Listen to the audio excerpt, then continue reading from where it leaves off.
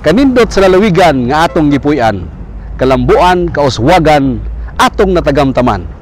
Nindot nga kadalanan, simentado, konkreto, hamugaway nga agian sa atong mga katawhan.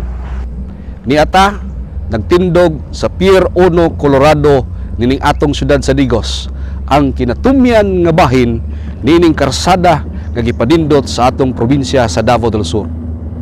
Inyo makita, inyong masudong, karong mga takna, ang atong pagsubay niining konkreto nga dalan diri sa Pier 1, Colorado, Digos City.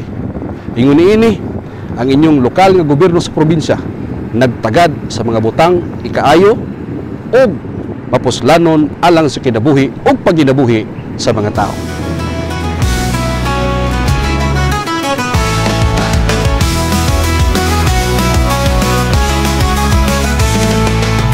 Sa imong kabukiran, mga lunhaw kahoy ang makitaan, mga bulak sa tanaman nagpanindot sa kapatagan.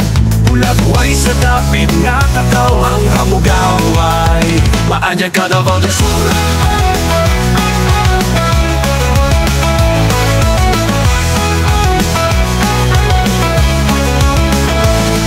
Ang imong katahong naglungtad sa mga panahon, gasaka sa Diyos nga makakagahong. Tuguran ka sa daghang grasya, abunda nga ani sa agrikultura, hinsog nga turismo o mga industriya.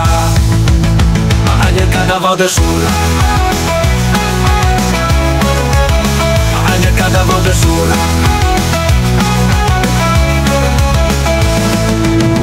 Nga kasapaan ug tabunog nga kayutaan, nagpadako sa kakahoyan. Naguyok sa bugnaw hangin, tinuyogan sa awit, sa kalanggaman, sa kalanggaman, sa kalasangan. Maanyag ka Davao del Sur. Maanyag ka Davao del Sur.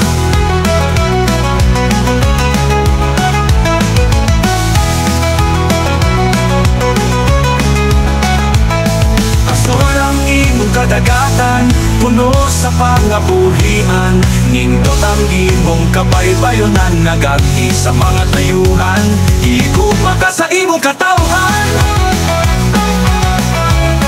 Kahayag sa ugma. Ato nakita, ato nasudong kung unsa kanindot ang karsada gikan sa National Highway padulong dinhi sa Utlanan nga mauna ang Kibuaya, Hagonoy, Davao del Sur. Nindot ang atuang mga karsada nga napahimutang dinhi niining atong lalawigan sa Davao del Sur. Congratulations, katawhan sa Davao del Sur.